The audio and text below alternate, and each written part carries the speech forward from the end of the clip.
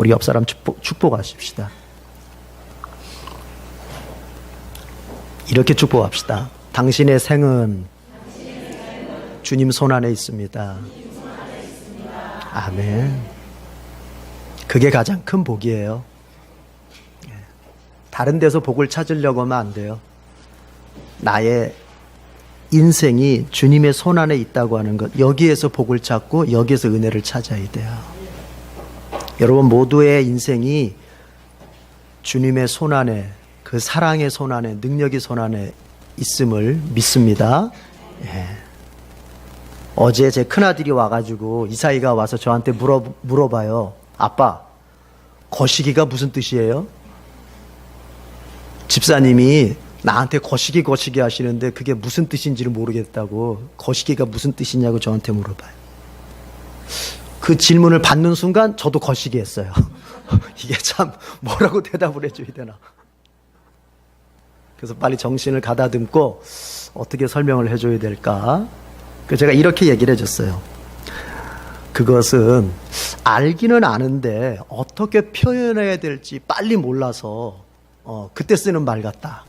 그러니까 알기는 아는 것 같은데 이걸 어떻게 표현해야 될지 빨리 생각이 안 나는 거예요. 그때 이제 그 단어를 쓴다, 그 말을 쓴다는 거죠. 그래서 제가 대답을 그렇게 해주긴 해줬는데 얘가 제대로 알아들었는지 못 알아듣는지 걱정이 되더라고요. 근데 하여튼 뭐 직간에는 아 그렇구나 그러면서 갔어요. 하여튼 여러분 거시기가 그런 뜻이잖아요. 편리해요. 쓰세요. 알긴 아는데 표현을 어떻게 할 줄 모를 때 거시기 쓰세요. 참 편안합니다. 그런데 이것을 조금 달리 말한다면은 이런 의미도 있을 것 같아요. 뭐냐면 아는 것 같은데 정확히는 모르는 거예요. 그것에 대해서 알 것 같은데 사실은 정확히 모르는 거예요. 아는 것 같은데 본질적으로 더 깊게는 모르는 거예요. 여러분, 아는 것 같은 것과 진짜 아는 건 달라요. 예, 진짜 달라요. 노틀담 성당에 한 귀부인이 찾아와서 고해성사를 하는데, 신부님, 제가 자꾸 큰 죄를 짓습니다. 무슨 죄예요? 제 외모가 너무 이쁘다 보니 그것을 가꾸는 데다가 시간을 너무 많이 쓰고 있습니다. 제가 하나님의 일을 해야 될 텐데 제 외모를 가꾸는 데다 시간을 너무 많이 쓰고 있습니다. 그러니까 그 신부님이 조용히 그랬대요. 자매님, 그건 죄가 아니고 착각입니다. 그랬대요. 죄가 아니고 그건 착각이에요. 아는 것 같은데 모르는 거예요. 착각하는 거예요. 신앙생활도 그럴 때가 많아요. 아는 것 같은데, 예수 믿는 것이 무엇인지를 아는 것 같은데 실은 몰라요. 예수 믿고 교회 다니는 것이 이런 것 같다고 생각하는데 진짜는 본질적으로는 몰라요. 예수 믿는 게 무엇이고 교회를 다니는 게 무슨 뜻인지 무슨 의미인지 알 것 같은데 사실은 몰라요. 여러분 어떻습니까? 그럴 때 거시기를 쓰란 말이에요. 그럴 때 거시기를. 여러분의 신앙생활은 혹시 온통 거시기가 아닌지 걱정이 됩니다. 오늘 본문은 바울의 생사관이 소개되고 있어요. 살든지 죽든지. 자기의 산다고 하는 것이 어떤 의미고, 죽는다고 하는 것이, 죽는다고 하는 것이 어떤 의미인지, 그리고 나는 그 두 가지에 대해서 어떤 가치관을 가지고 있는지, 신앙관을 가지고 있는지 자신의 생사관을 소개하고 있어요. 오늘 본문을 통해서 바울은 신앙생활은 거시기한 것이 아니라, 신앙생활은 불분명한 것이 아니라, 신앙생활은 아는 것 같은데 모르고 해도 되는 것이 아니라, 신앙생활은 예수 믿는다고 하는 것은 바로 이런 것이다라고 분명히 말해주고 있는 거예요. 오늘 본문을 통해서 우리는 예수 믿고 산다고 하는 것이 나에게 무엇이 되어야 하는지를 이해해야 돼요. 오늘날 많은 교회들이 이 땅에 존재하고 있지만 신앙생활에 대해서 예수 믿는 것에 대해서 상당히 왜곡한 채 설교되어지고 있고 책으로 나오고 있고 교회에서 가르쳐지고 있어요.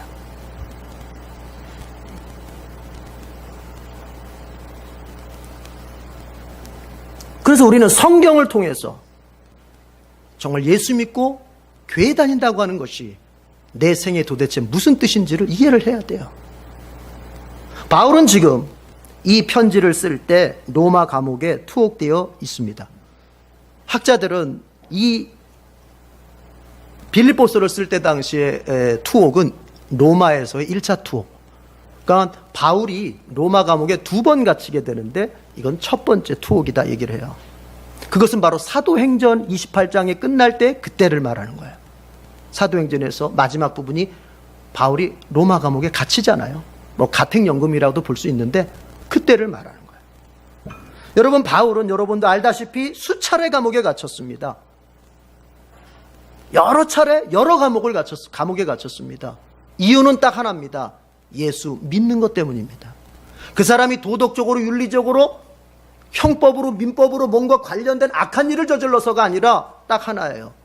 예수 믿고 예수 전하는 것 때문에 감옥에 갇히고 고난을 매를 맞고 자기의 모든 기득권을 잃어버리고 그렇게 살았던 거예요. 여러분, 그 바울의 생애를 통해서 우리가 먼저 들여다볼 수 있는 것이 뭐냐? 신앙생활이라고 하는 것이 어떻게 되어져 나가느냐를 볼 수 있는 거예요. 여러분, 바울이 감옥에 갇히고 매를 맞고 숱한 고난을 겪었던 건 이유가 딱 하나라니까요. 따라합시다. 예수 잘 믿었기 때문에. 여러분, 우리의 오늘날의 관점에서 이것은 우리의 신앙적 상식을 뒤집는 소리예요. 아니, 목사님, 예수 잘 믿으면 복 받고 잘 돼야 되잖아요.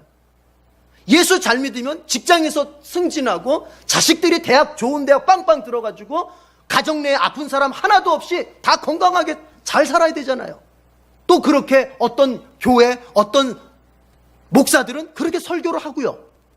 영혼이 잘된 같이 반드시 범사가 잘 되고 육체는 건강으로 가득 차서 아프다고 하는 것은 그것은 믿음이 떨어졌다는 소리고 아프다고 하는 것은 그것은 저주받은 것이다. 그래서 그리스도인은 절대로 아프지도 말아야 된다. 뭐 이렇게도 가르치고 예수 믿으면 믿음만 좋아지는 것이 아니라 손대는 일마다 대박이 터져가지고 경제적으로는 더 부유한 자가 되고 신분 위치적으로는 더 높은 사람이 되고 권세적으로는 더 큰 사람이 되는 것, 이게 신앙생활 잘하는 거다. 이렇게도 가르치는데요, 목사님. 왜 목사님은 거꾸로 말합니까? 예수 믿는다고 하는 것이 왜 고난받는 것이고 예수 믿는다고 하는 것이 왜 어려운 삶을 살아가는 것이라고 말합니까? 그게 제 얘기입니까? 아니, 바울의 생애를 통해서 하나님이 우리에게 보여주시는 신앙의 정수예요.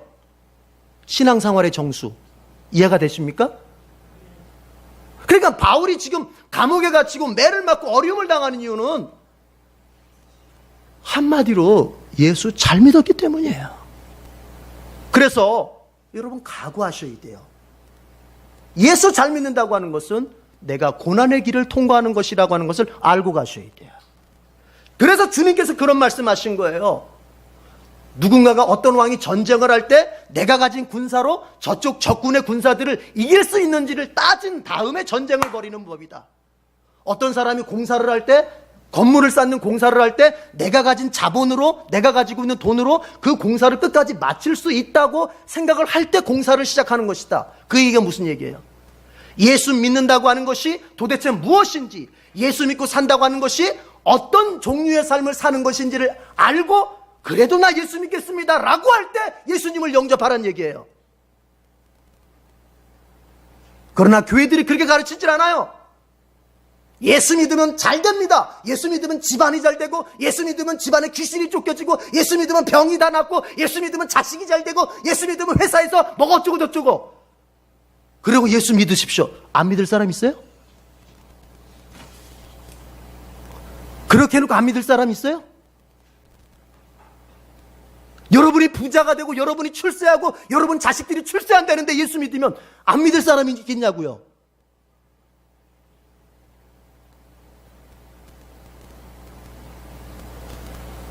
기독교 신앙이 상당히 왜곡되어 있는 게 현실이에요.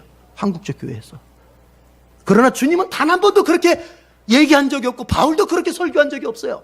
도대체 그것이 어디에서 나왔단 말입니까? 그걸 가리켜서요, 이렇게 얘기를 해요. 미국식 자본주의식 기독교다, 그렇게 얘기하는 거예요. 성경적 기독교가 아니라 자본주의 관점의 기독교. 신자들이 헷갈리는 부분이 바로 이 부분입니다. 예수 믿으면 내가 더 잘 나아져야 할 텐데 왜 안 되는 것일까? 예수 믿으면 감옥에 가두려고 로마의 군사들이 바울을, 예수 잘 믿으면요, 로마의 군사들이 바울을 잡으려고 왔다가도 갑자기 바울이 약 하니까는 그 로마 군사들이 뼈가루가 돼가지고 막 날아간다든지, 뭔가 내가 일을 벌려놨는데 돈이 다 떨어져가지고 돈이 모자랄 것 같은데 예수 내가 잘 믿었더니 갑자기 하늘에서 돈배닥이 내려져 와가지고 그냥 걱정했던 것들이 싹싹싹 다 되고, 뭔가 이렇게 돼가야 되는 거 아닌가요? 속으로들 이렇게 얘기하죠, 이제. 그러나 그게 예수 믿는 게 아니라는 거예요.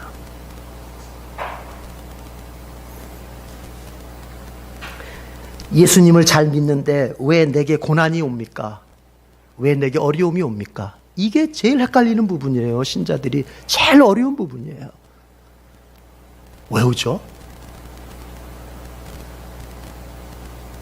우리 아프신 분들이 많은데 왜 예수 잘 믿는데 아프죠? 그 고난을 통해서만 내 신앙의 수준과 실력이 진단되고, 그 고난을 통해서만 신앙 성장을 이루어갈 수 있고, 그 고난을 통해서만 내 신앙이 강해질 수 있기 때문에 그런 거예요. 여러분, 인간이라고 하는 건요, 절대로 편안한 상태에서는요, 나태해지고 게을러지기 쉬운 거예요. 그게 인간이에요. 이거에서 자유로울 사람이 아무도 없어요. 우리 새벽 기도 하시는 분들이 실감을 하실 텐데,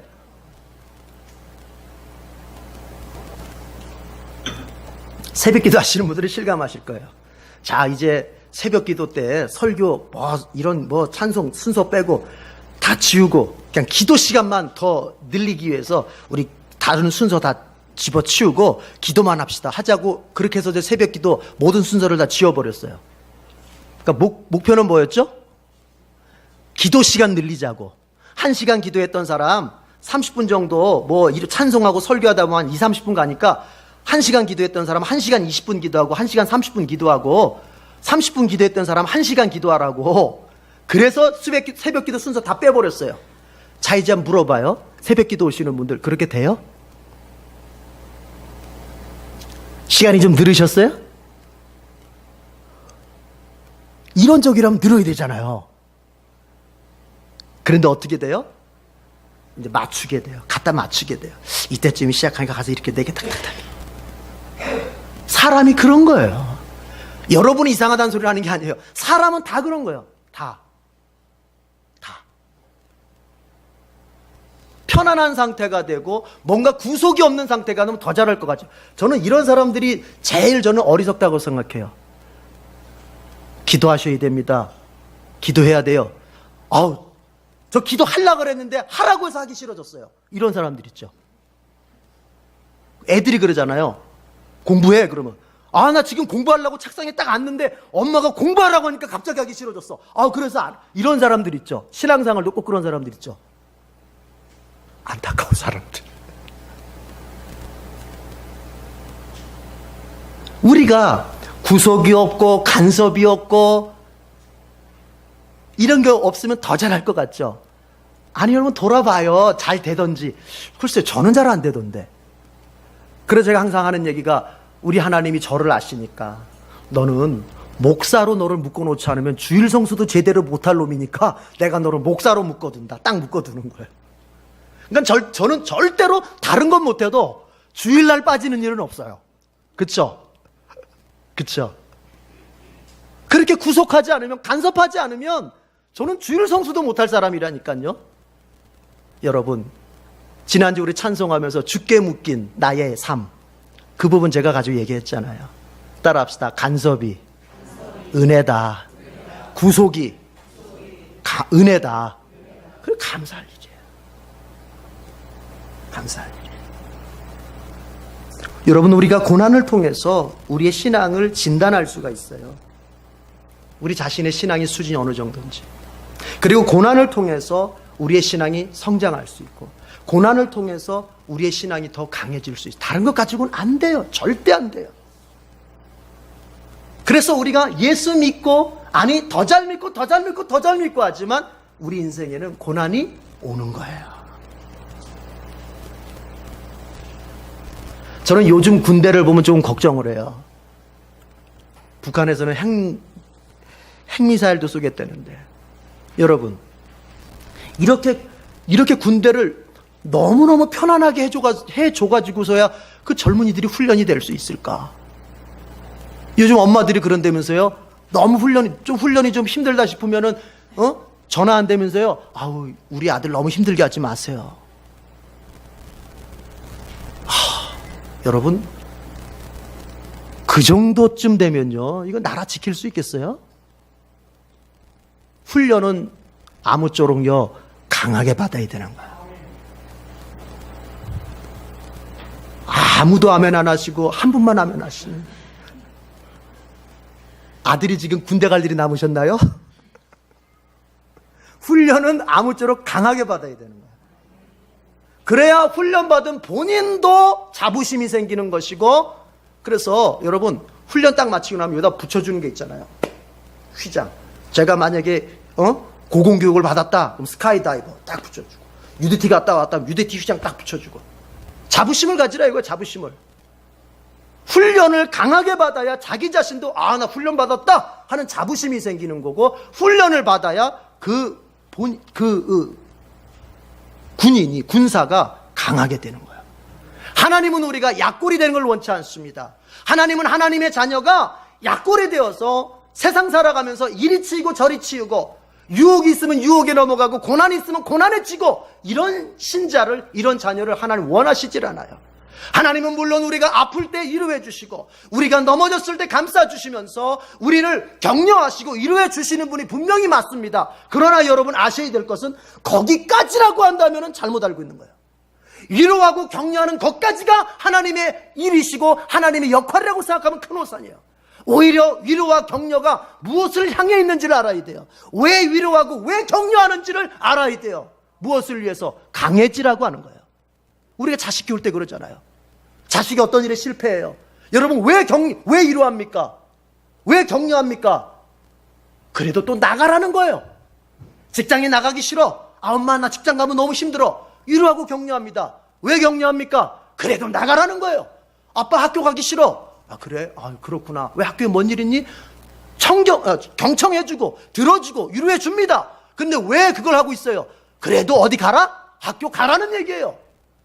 왜요? 주님께서 주일날 모아놓고 우리가 예배 때나 구역 모임 때나 힘들지? 힘들 거야. 힘내자.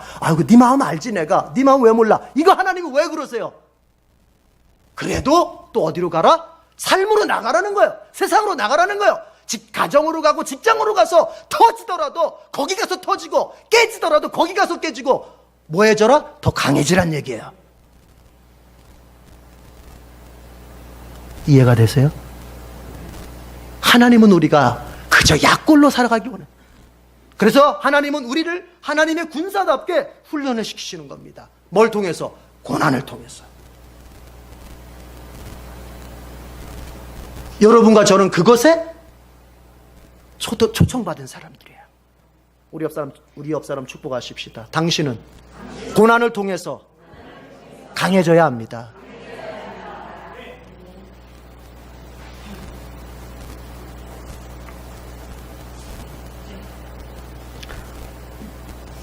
고난 속에서 내 신앙이 진단이 돼요.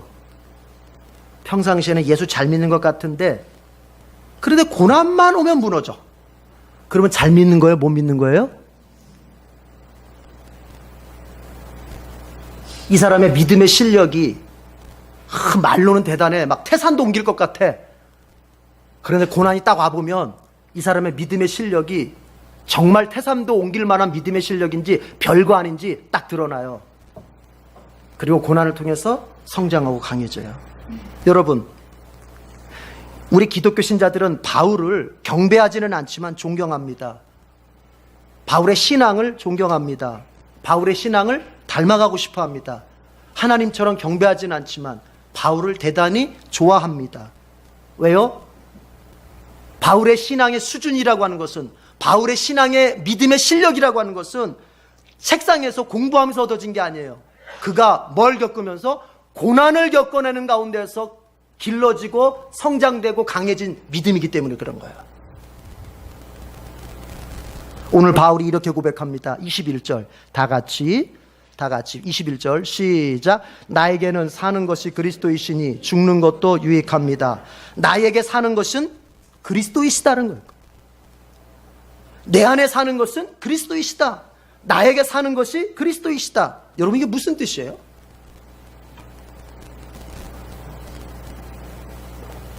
이 말 우리가 고백처럼 많이 말하고 뭐 찬양에서도 복음송에서도 많이 부르는 내용인데 이게 도대체 무슨 뜻이에요? 이게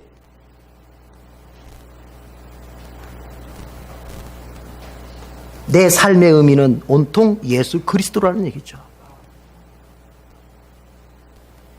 좀 더 쉽게 얘기해 봅시다. 조금 더 쉽게. 내게 일어나는 모든 일을 누구를 통해서 본다? 그리스도를 통해서 보는 거야. 우리가 살면서 이런 일을 경험하고 저런 일을 경험합니다. 우리가 인생을 살면서 아픔도 경험하고 잘된 일도 경험합니다. 우리가 인생을 살면서 두려워할 만한 일도 만나고 감사할 만한 일도 만납니다. 참 여러 가지 우여곡절을 겪습니다. 그런데 그 모든 우여곡절을 누구 안에서 해석한다? 예수 안에서 해석하고 예수 안에서 이해하고 그 일들에 대한 의미를 누구를 통해서 이해한다? 예수님을 통해서 이해한다는 얘기예요. 나에게 사는 것이 그리스도라는 말은 바로 그거예요. 여러분, 여러분에게 어떤 일이 일어났습니까? 그 일을 여러분은 어떻게 이해하고 있습니까? 내게 일어난 일을 그리스도 밖에서 이해하고 해석하는 사람을 가리켜서 불신자라고 말하는 것이고, 내게 일어난 일의 의미를 예수 안에서 이해하고 해석하는 사람을 가리켜서 신자라고 말하는 거예요. 완전 달라요. 여러분은 어떻게 해석하고 이해하세요? 여러분 가정 속에 어떤 일이 일어났습니까? 여러분 자녀에게 어떤 일이 일어났습니까? 여러분 개인에게 어떤 일이 일어났습니까? 고난이 왔습니까? 잘된 일이 왔습니까? 성공할 일이 왔습니까? 아니면 실패한 일을 경험했습니까? 이 모든 것들을 여러분 예수님을 통해서 이해하는 거예요.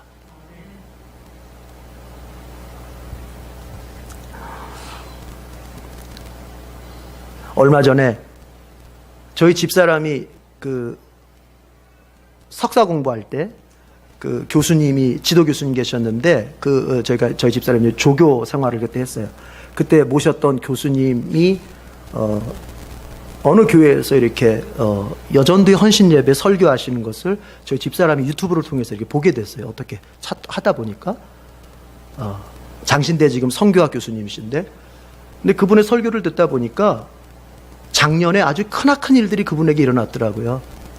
그러면 장신대 성교학 그 교수 생활을 하시고 남편은 지금 미국에서 이제 목회를 하시는데, 원래 미국에 계시다가 장신대에서 성교학 교수로 초청받아가지고 그 부인은 왔거든요. 근데 남편 목사님이 작년에 돌아가셨더라고요. 아직 젊으세요. 그리고 키도 굉장히 크시고 아주 건강하신 분이에요. 근데 갑자기 미국에 전화가 왔는데, 큰아이가 전화를 했는데 아빠가 갑자기 피를 토하고 막 그런다고 그래서 급하게 해가지고 이제 장신대 강의나 이런 거 다르게 어떻게 해놓고 비행기 타고 미국 갔더니 하여튼 이렇게 저렇게 해보니까 간암 말기예요. 남편 목사님이. 그리고 뭐 잠깐 한국에 와서 요양도 하고 했는데 결국에는 병원에서 안 되겠다 했어요. 그래서 남편 목사님께서 나 미국 가서 우리 애들하고 마지막 잘 이렇게 마무리하고 싶다. 어쨌든 그래서 또 미국 갔어요. 그래서 거기서 이제 마무리를 하는데 목사님께서, 그 남편 목사님께서 정신이 이제 의식이 있을 때 내 임종 예배를 드리고 싶다. 해가지고는 친구 목사님 불러다가 자신이 의식이 있을 때 임종 예배를 드리는 거예요. 그때 그 친구 목사님이 이런 설교를 하셨대요. 친구야, 이제 하나님께서 너에게 안식을 주신다. 네가 하나님을 위한 모든 일들을 이제 마쳤으니까 너 하나님 품 안에 가서 편안히 쉬어라. 여러분, 이게 쉬운 설교가 아니에요. 뭐 하라는 얘기예요? 죽으란 얘기예요. 죽으란 얘기예요. 이제 하나님을 위한 모든 생을 다 살았으니까 이제 내려놓고 편안하게 주님 품에 안겨서 안식을 얻으라는 거예요. 여러분 보세요. 그게 바로 뭐예요? 친구의 죽음이라고 하는 것을 그리스도 안에서 이해하는 거예요.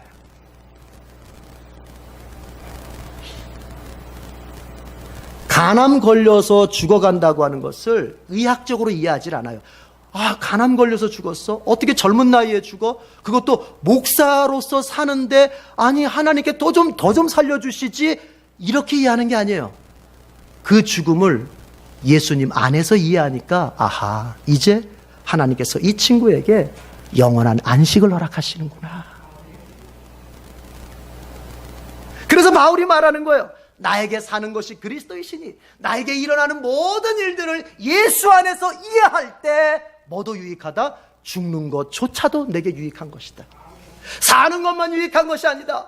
예수, 나에게 일어나는 모든 일생의 모든 사건을, 돈과 관계된 사건, 인간 관계와 관계된 사건, 내 가정에 일어난 일 사건, 내 진로와 관계된 사건, 내 결혼 생활과 관계된 사건, 이 모든 것들을 예수 안에서 이해하고 그 의미를 파악했더니 잘 되는 것만 유익한 것이 아니라 때로는 안 되는 것도 내게 유익하더라, 이런 얘기예요. 여러분, 어느 게 믿음이 좋은 거예요? 병 걸렸으면 주여 꼭 나아야 됩니다. 안 나으면 하나님, 나 정말 하나님 안 믿을 거예요. 이게 믿음이 좋은 거예요. 주님, 낫게 해주시는 것도 주님의 뜻이고 데려가시는 것도 주님의 뜻이고 이거든 저거든 주님 영광만 받으시옵소서. 이게 믿음이 좋은, 어느 게 믿음이 좋은 거예요? 바울은 지금 그 얘기를 하고 있는 거예요. 그러니까 어떤 교단, 어떤 사람들이 말하는 것처럼 할렐루야 하고 막 안수하고 안찰하고 방언하면 병이 나아야 된다? 이거는 성경적이지 않아요.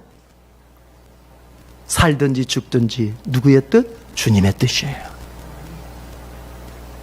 무슨 얘기입니까? 여러분, 내게 일어나는 일을 예수 안에서 이해합시다. 특별히 좀 더 덧붙여서 얘기할게요. 여러분, 예수 안에서 감사함으로 이해하세요. 뭐로 이해하자고요?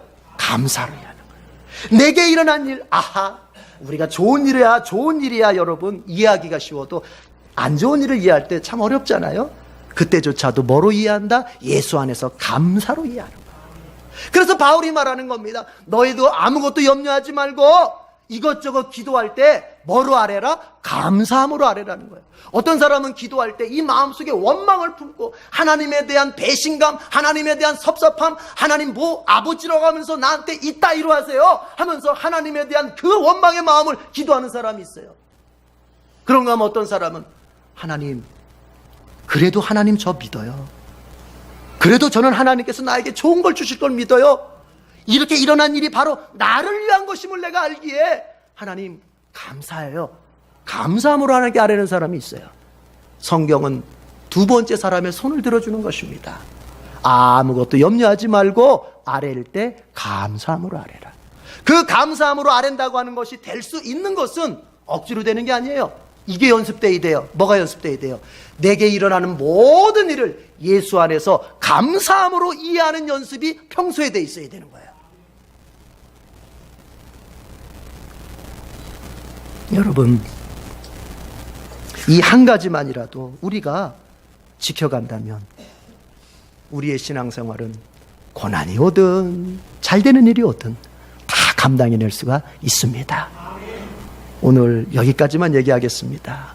바울의 믿음을 한번 본받으십시다. 나에게 사는 것이 그리스도이시다. 내게 일어나는 모든 일은 그리스도를 통해서 그 의미를 이해하고 있다. 그러다 보니 죽는 것도 안 되는 일도 고난도 내게 유익하라고 하나님이 주셨다. 기도하겠습니다. 하나님 아버지, 우리는 보는 눈이 너무 짧아서, 보는 눈이 너무나 육신적인 것밖에 볼 수 없어서 우리에게 나타난 여러 가지 일들에 대하여 제대로 평가하기가 참 어렵습니다.